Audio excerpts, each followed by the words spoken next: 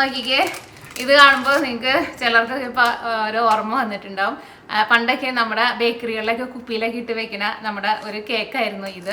ഇതിനെ സാധാരണ star cake എന്നാണ് പറയുന്നത്. എനിക്ക് തോന്നുന്നു പല സ്ഥലത്തും പല പേരായിരിക്കും പറയുന്നത്. നിങ്ങളുടെ സൈഡിൽ എന്താ പേര് പറയണതെന്ന് വെച്ചിട്ടുണ്ടെങ്കിൽ പറയണം കേട്ടോ. ഇതേപോലെ തന്നെയാണ് നമ്മുടെ നാട്ടിൽ പണ്ടുണ്ടായിരുന്ന വെട്ടി കേക്ക്, പിന്നെ കോയിൻ ബിസ്ക്കറ്റ്, പിന്നെ മുട്ട ബിസ്ക്കറ്റ് എന്ന് അറിയില്ലേ അത്, പിന്നെ ബനാന ബിസ്ക്കറ്റ്. അതിൻ്റെ ഒരു വീഡിയോ ഞാൻ 2 ആഴ്ച മുമ്പ് ചെയ്തിട്ടുണ്ടായിരുന്നു. പിന്നെ നമ്മുടെ കുപ്പിയിലിട്ട് വയ്ക്കുന്ന വേറൊരു കേക്കാണ് ഇത്, സ്റ്റാർ കേക്ക്. അപ്പോൾ ഇതിൻ്റെ ടെമ്പറേച്ചർ എങ്ങനെയാണെന്ന് വെച്ചിട്ടുണ്ടെങ്കിൽ ഓവൻ്റെ ഇതനുസരിച്ചിട്ട് വ്യത്യാസം ഉണ്ടാവും. അതിപ്പോൾ കേക്കൊക്കെ വെക്കുമ്പോഴായിരുന്നാലും ചിലപ്പോൾ OTG ഓവനിൽ വെക്കുമ്പോൾ നിങ്ങൾ ചെല്ലു പറയാറുണ്ട് കരിഞ്ഞു പോകാറുണ്ടെന്ന്. കാരണം OTG ഓവനൊക്കെ ആകുമ്പോൾ ഇങ്ങനെ ചെറുതാണല്ലോ, അപ്പോൾ അതിനകത്ത് ചൂട് നന്നായിട്ട് നിൽക്കും. പിന്നെ അതിന് ഒരുപാട് ഇങ്ങനെ ഹൈറ്റും അങ്ങനെയൊന്നും ഇല്ലല്ലോ. അപ്പോൾ അതുകൊണ്ട് തന്നെ ഞാനിവിടെ ബേക്ക് ചെയ്യാൻ വേണ്ടിയിട്ട് എടുക്കുന്നത് ഓവൻ്റെ നമ്മുടെ കുക്കിംഗ് റേഞ്ചിൻ്റെ അടിയിൽ നമുക്കൊരു ഓവൻ ഉണ്ട്, അത് വലുതാണ്. അപ്പോൾ അതിനകത്ത് നമ്മൾ ടെമ്പറേച്ചർ കുറച്ച് കൂട്ടിയാണ് വെക്കുന്നത്. പിന്നെ സമയം കൂടുതൽ വെക്കണം, കാരണം വലിയ ഓവനാണല്ലോ. അപ്പോൾ OTG ഓവനിലാണ് നിങ്ങൾ വെക്കണേന്ന് വെച്ചിട്ടുണ്ടെങ്കിൽ OTG ഓവനിൽ എനിക്ക് തോന്നുന്നു ഇതേപോലത്തെ നമുക്ക് ഒരു ഒറ്റ ട്രിപ്പിന് ഒരു 10 അല്ലെങ്കിൽ 12 ആയിരിക്കും വെക്കാൻ വേണ്ടിയിട്ട് പറ്റുക. അപ്പോൾ OTG ഓവനിലെ ടെമ്പറേച്ചർ 150 സെൻറ്റിഗ്രേഡിലാണ് വെക്കേണ്ടത്. ഏകദേശം ഒരു 15-16 മിനിറ്റിനുള്ളിൽ നിങ്ങൾക്ക് റെഡി ആയി കിട്ടും. ഇതേപോലെ ഇങ്ങനെ നന്നായിട്ട് ഇങ്ങനെ മൊരിഞ്ഞ് വരണം. ഒരു 12-13 മിനിറ്റ് ആകുമ്പോൾ നിങ്ങളൊന്ന് തുറന്ന് നോക്കാം. പിന്നെ പുറത്തേക്കൊക്കെ ഇരുന്നാൽ നല്ലൊരു സ്മെല്ലൊക്കെ വരും. അപ്പോൾ നോക്കാം. അപ്പോൾ ഇതേപോലെ ഇങ്ങനെ മൊരിഞ്ഞ് ഇങ്ങനെ വന്നിട്ടുണ്ടെന്ന് വെച്ചിട്ടുണ്ടെങ്കിൽ റെഡി ആയിട്ടുണ്ട്. അപ്പോൾ OTG ഓവനിലാണെന്ന് വെച്ചിട്ടുണ്ടെങ്കിൽ 150 സെൽഷ്യസിലാണ് വെക്കുന്നത്. ഇവിടെ ഞാൻ കുക്കിംഗ് റേഞ്ചിൻ്റെ അടിയിലെ ഓവനിൽ വെക്കുമ്പോൾ ഇവിടെ സെൻറ്റിഗ്രേഡ് അല്ല പറയുന്നത്, ഇവിടെ ഫാരനൈറ്റ് ആണ് പറയുന്നത്. അപ്പോൾ ഇവിടെ ഞാൻ വെക്കുമ്പോൾ 350 ഫാരനൈറ്റിലാണ് വെക്കുന്നത്.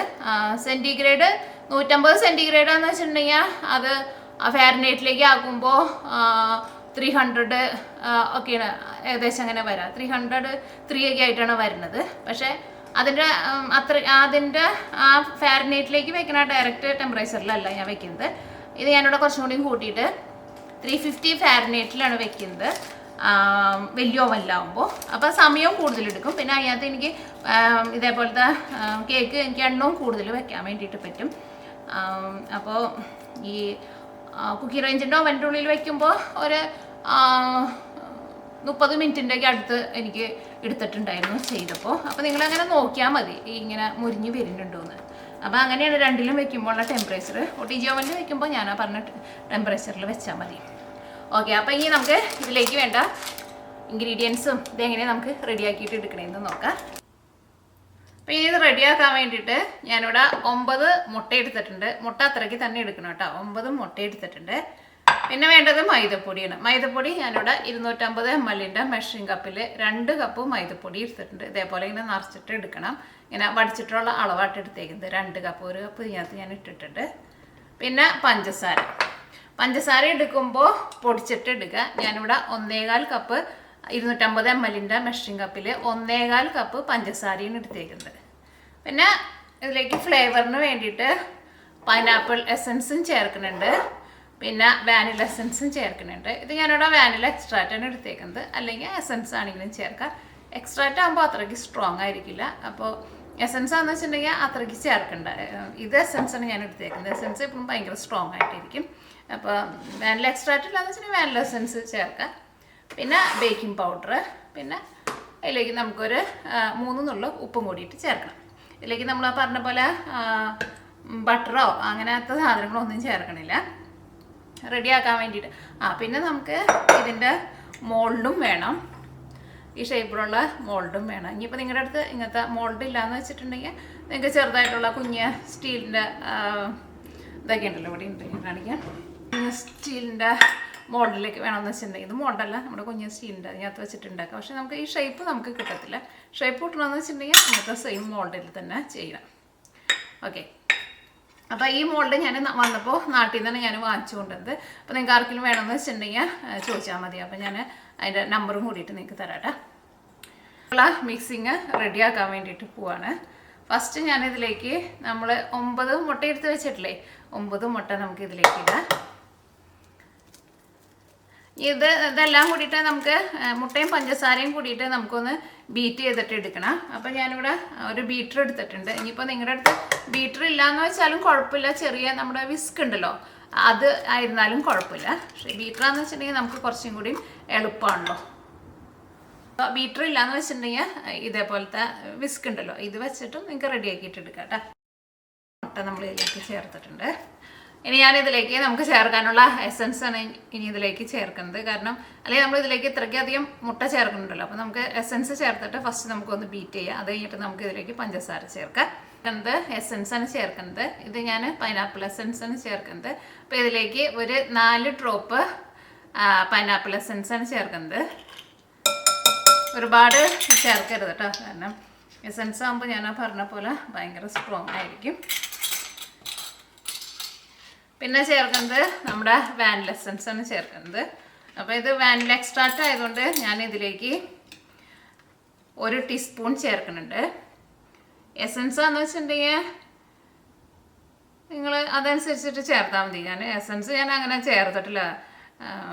എസൻസ് എന്ന് വെച്ചിട്ടുണ്ടെങ്കിൽ എനിക്ക് തോന്നുന്നു 1/4 ടീസ്പൂണൊക്കെ മതിയാവും. പിന്നെ ലാസ്റ്റ് നമുക്ക് മുട്ടയുടെ സ്മെല്ല് കുറച്ചും കൂടി കൂടുതൽ പോലെ തോന്നുന്നുണ്ടെന്ന് വെച്ചിട്ടുണ്ടെങ്കിൽ അതനുസരിച്ചിട്ട് പിന്നെ എസൻസ് ചേർത്താൽ മതി. കാരണം എസൻസ് ആകുമ്പോൾ ഇപ്പം ഭയങ്കര സ്ട്രോങ് ആണ്. ഈ എക്സ്ട്രാ ആയിട്ട് കുറച്ച് കൂടുതൽ ചേർത്താലും കുഴപ്പമില്ല. ഇനി ഇതിലേക്ക് ചേർക്കുന്നത് ഉപ്പാട്ട ചേർക്കുന്നത്. ഉപ്പ് ഇതേപോലെ ഇങ്ങനെ കയ്യിൽ ഇങ്ങനെ എടുത്തിട്ട് 1 2 3 4 ഒരു 4 നുള്ള് ഉപ്പ് ചേർത്തിട്ടുണ്ട്. ആ പൈനാപ്പിൾ എസൻസിൻ്റെ നല്ല സ്മെല്ലൊക്കെ വരുന്നുണ്ട്. അപ്പോൾ ഇത് ഫസ്റ്റ് നമുക്കൊന്ന് ബീറ്റ് ചെയ്യാം. അത് കഴിഞ്ഞിട്ട് പഞ്ചസാര ചേർക്കണം.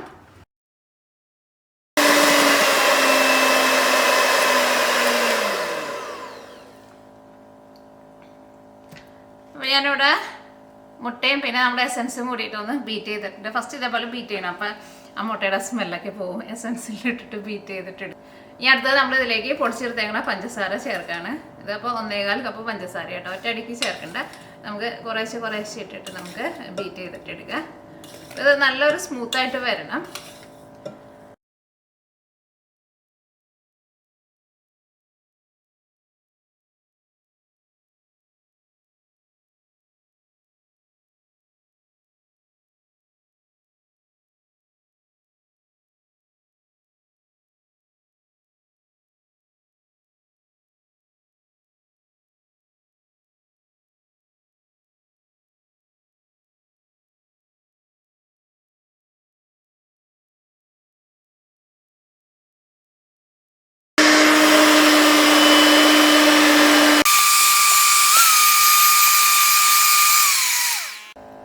ഞാൻ നോക്കിക്കേ, ഇതിപ്പോൾ നല്ലൊരു ക്രീമായിട്ട് വന്നിട്ടുണ്ട്. അപ്പോൾ ഇതിൻ്റെ കളറായിരുന്നാലും ഒന്ന് ഫെയ്ഡായിട്ട് വന്നിട്ടുണ്ട്. ഇതേപോലെ ഇങ്ങനെ നല്ല ക്രീമായിട്ട് നല്ല സ്മൂത്തായിട്ട് വരണം. നമ്മൾ സ്റ്റാർട്ടിങ്ങിൽ നമ്മളിങ്ങനെ അടിച്ച് തുടങ്ങുമ്പോൾ നല്ലൊരു മഞ്ഞ കളറായിരിക്കും.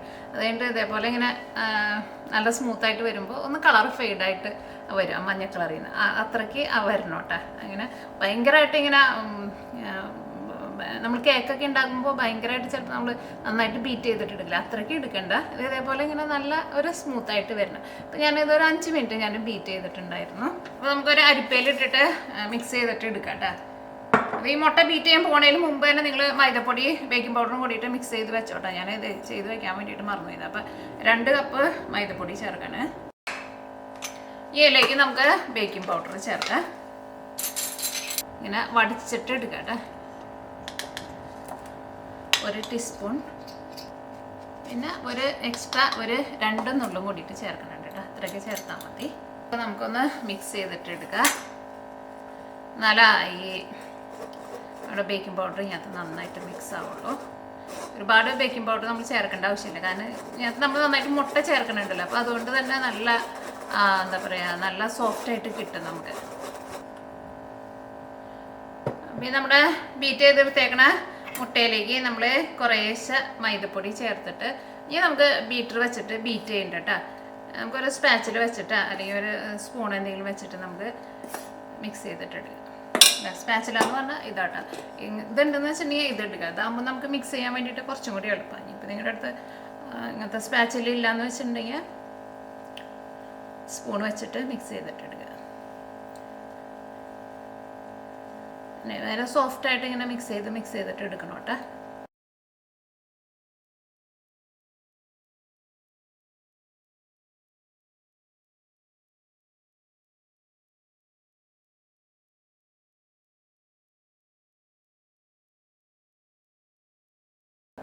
അപ്പോൾ നമ്മുടെ യെല്ലോ ഫുഡ് കളർ ചേർക്കട്ടെ.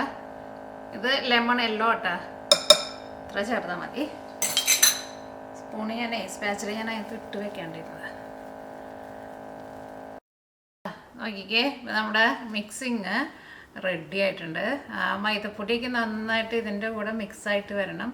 നോക്കിക്കേ, എൻ്റെ മിക്സിങ് ഇരിക്കണം. നോക്കിക്കേ, ഇതേപോലെ ഇങ്ങനെ ഇരിക്കണം കേട്ടോ. ഇതേപോലെ ഇങ്ങനെ കുറച്ചിങ്ങനെ ലൂസായിട്ട് ഇരിക്കണം. ഭയങ്കര ടൈറ്റായിട്ട് ഇരുന്നിട്ടുണ്ടെന്ന് വെച്ചിട്ടുണ്ടെങ്കിൽ നിങ്ങൾ എടുത്തേക്കണ അളവുകൾ ശരിയല്ല. എങ്ങാനും അങ്ങനെ ടൈറ്റായിട്ട് പോയിട്ടുണ്ടെന്ന് വെച്ചിട്ടുണ്ടെങ്കിൽ അവസാനം മുട്ട എടുത്തിട്ട് ബീറ്റ് ചെയ്തിട്ട് അതിനകത്ത് ചേർത്തിട്ട് അതിൻ്റെ കൺസിസ്റ്റൻസി ശരിയാക്കിയിട്ടുണ്ട്. പക്ഷേ തുടക്കത്തിലേ എടുക്കുമ്പോൾ കറക്റ്റായിട്ട് എടുത്തിട്ടുണ്ടെന്ന് വെച്ചിട്ടുണ്ടെങ്കിൽ രണ്ടാമത് അങ്ങനെ ചേർക്കേണ്ടി വരില്ല. രണ്ടാമത് അങ്ങനെ ചേർത്താൽ അത് അത്രയ്ക്ക് അങ്ങനെ നമുക്കങ്ങനെ സോഫ്റ്റായിട്ട് നമുക്ക് കിട്ടുകയും ചെയ്യില്ല. അപ്പോൾ മുട്ടയ്ക്ക് ഞാൻ പറഞ്ഞ പോലെ 9 മുട്ട തന്നെ എടുത്തോ. ഇനി ഇത് നമ്മൾ മോൾഡിലേക്ക് ഒഴിക്കാൻ വേണ്ടിയിട്ട് പോവാട്ടെ. മോൾഡിൽ ഓയിൽ ഒന്ന് നന്നായിട്ടൊന്ന് ബ്രഷ് ചെയ്യണം കേട്ടോ. അല്ലെങ്കിൽ ചിലപ്പോൾ നമുക്ക് ലാസ്റ്റ് അത് ചിലപ്പോൾ എടുക്കാൻ വേണ്ടിയിട്ട് പറ്റില്ല. കാരണം ഇതിനകത്ത് നമ്മൾ പിന്നെ ഓയിലായിട്ട് വേറെ ഒന്നും ചേർത്തിട്ടില്ലല്ലോ. അപ്പോൾ ഞാൻ എല്ലാത്തിലും ഓയിൽ ഞാനൊന്ന് ബ്രഷ് ചെയ്തിട്ടുണ്ട്. അപ്പോൾ ഇതിലേക്ക് നമ്മുടെ മിക്സിങ് ഒഴിക്കാൻ വേണ്ടിയിട്ട് പോവാണ്. മിക്സിങ് ഒഴിക്കുമ്പോൾ പ്രത്യേകം ശ്രദ്ധിക്കുക, ഫുള്ള് നിറച്ച് ഒഴിക്കരുത്. ഒരു 3/4 ഭാഗം ഒഴിച്ചാൽ മതി കേട്ടോ. പിന്നെ ഇത് പൊന്തി വന്നോളൂ, അത്രയ്ക്കും മതി.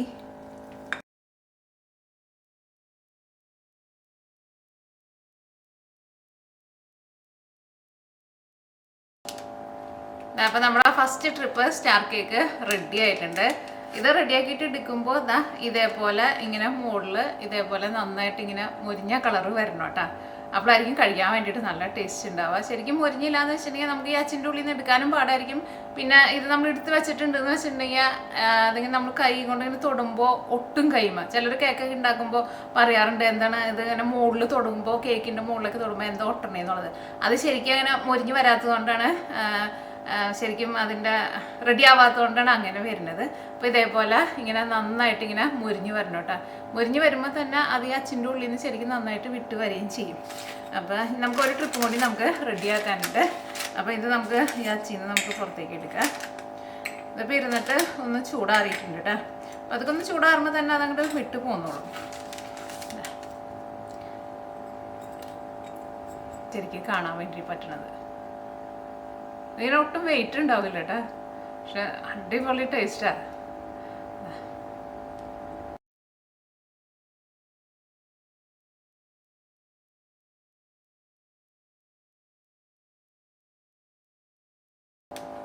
അപ്പോൾ അങ്ങനെ നമ്മുടെ ബാക്കിയുള്ള സ്റ്റാർ കേക്കും ഞാൻ റെഡിയാക്കിയിട്ട് എടുത്തിട്ടുണ്ട്. അപ്പോൾ ഇത്രയ്ക്ക് വെച്ചിട്ട് എനിക്ക് ഒരു 30 സ്റ്റാർ കേക്കായിട്ട് ഉണ്ടാക്കാൻ വേണ്ടിയിട്ട് പറ്റിയിട്ടുണ്ടായിരുന്നത്.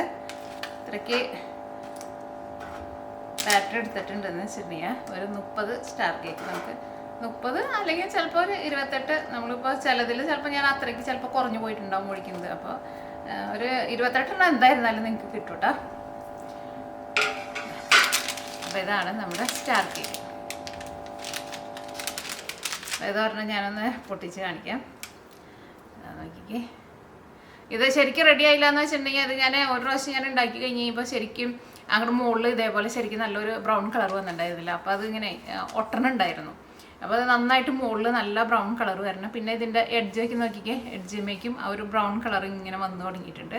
ഫുള്ള് ഇങ്ങനെ ബ്രൗൺ കളർ ഇങ്ങനെ മുകളിലേക്ക് കയറി വരണ്ട. അപ്പോൾ അതിൻ്റെ ആ ടെക്സ്ചർ നമുക്ക് ശരിക്കും കറക്റ്റ് കിട്ടില്ല. അതിൻ്റെ ഉള്ളിൽ നോക്കിക്കേ, ഒരു നല്ലൊരു തരിതരിപ്പുണ്ടാവും. ശരിക്കും നമ്മൾ കേക്ക് കഴിക്കണ പോലെയല്ല, ഇതിന് ചെറിയൊരു മുരിച്ചിലും ഉണ്ടാവും. എന്നാൽ ഉള്ളിൽ ചെറിയ ചെറിയ ഒരു തരിതരിപ്പ് ഉണ്ടാവും. നമ്മുടെയൊക്കെയും വെട്ട് കേക്കിനും ഒരു തരിതരിപ്പ് ഉണ്ടാവും. പിന്നെ നമ്മുടെ മറ്റേ കോയിൻ ബിസ്ക്കറ്റ് ഉണ്ടല്ലോ പണ്ടത്തെ, അതിനും ഒരു തരിതരിപ്പ് ഉണ്ടാവും. അതിൻ്റെയൊക്കെ നമ്മുടെ കോയിൻ ബിസ്ക്കറ്റിൻ്റെയൊക്കെ ഒരു ഫ്ലേവറിലായിരിക്കും നമുക്കിത് കിട്ടാട്ടെ. പക്ഷേ എനിക്കാണ് നല്ല ഇഷ്ടമാവും പിള്ളേർക്കൊക്കെ. നല്ല അടിപൊളി സൂപ്പർ ടേസ്റ്റാണ്. അപ്പോൾ നിങ്ങൾ ട്രൈ ചെയ്ത് നോക്കാൻ വേണ്ടിയിട്ട് മറക്കരുത് കേട്ടോ.